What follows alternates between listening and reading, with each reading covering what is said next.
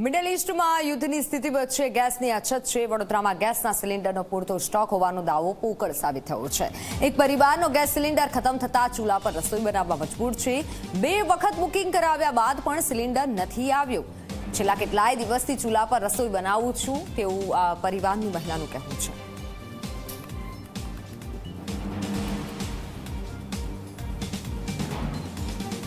Middle East દેશોમાં યુદ્ધના કારણે ભારત દેશમાં ગેસનો પુરવઠોની અછત વર્તાઈ રહી છે, જેના કારણે લોકોને એલપીજી ગેસના સિલિન્ડર નથી મળી રહ્યા।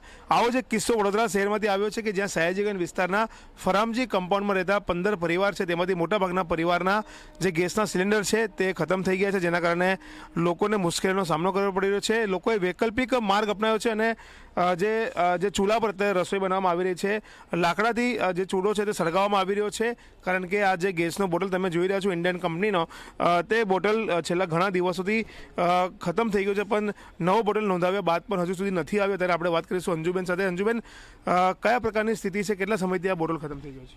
15 દિવસ થઈ ગયા, બોટલ ખતમ થઈ ગયો છે। 15 દિવસ અમે ગામડે હતા, ગામડેથી હમણાં આવ્યો, પછી ચૂરો ચાલુ કર્યો, 2 વાર બુકિંગ કરાવી તો બી બોટલ આવ્યો જ નથી। આ છોકરાને સવારે સ્કૂલ જવાનું હોય, પછી નાસ્તો બનાવવાનો હોય, એ ચૂલા પર બનાવીને આપું છું।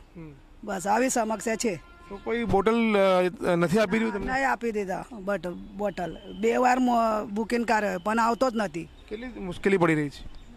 આ બહુ મુશ્કેલ પડી રહી છે।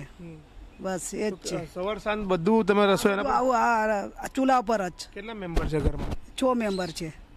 તો બધા નોકરિયાત બી હશે? હા, શું કરવાનું, બધા લારીવાળા છે, ધંધાવાળા છે। એવું નહીં તો ભોજન તો જોઈએ ઘરમાં? જોઈએ જ ના, બપોરે તો ખાવા આવે જ ના, સવારે જતા રહે છે એમ ચા પીધા વગર જ જતા રહે છે। તો શું કહેશો? તંત્ર તો કહી રહ્યા છે બોટલ તો મળી રહ્યો છે બધાને, પણ બોટલ કઈ 2 વાર બુકિંગ કરે છે, બોટલ આવ્યો જ નથી। કઈ એજન્સી છે? નંદિની? હા હા, ઇન્ડિયન। તો જે રીતના ઇન્ડિયન ગેસની બોટલ છે અને તે બોટલ 2 વખત બુકિંગ કરાયા પછી પણ હજુ સુધી તેમને મળ્યો નથી, જેના કારણે ચૂલા પર હવે તેમને ભોજન બનાવવું પડી રહ્યું છે। મુશ્કેલી પડી છે। ઘરમાં 6 જેટલા સભ્યો છે અને 6 સભ્યોનું સવારનું નાસ્તો, બપોરનું ભોજન, રાત્રિનું ભોજન આ તમામ હવે ચૂલા પર જ બનાવવામાં આવી રહ્યું છે। છેલ્લા ઘણા દિવસથી તંત્ર ભલે દાવા કરતું હોય કે એલપીજી ગેસના સિલિન્ડરની કોઈ અછત નથી, પરંતુ જે ઓનલાઈન બુકિંગ નંબરો છે તે ઓનલાઈન બુકિંગ નંબર નથી લાગી રહ્યા, બંધ બતાવી રહ્યા છે, જેના કારણે લોકોને ગેસ એજન્સી પર જઈને ધક્કો ખાવો પડી રહ્યો છે અને ધક્કો ખાયા પછી પણ લોકોને ગેસનો બાટલ નથી મળી રહ્યો।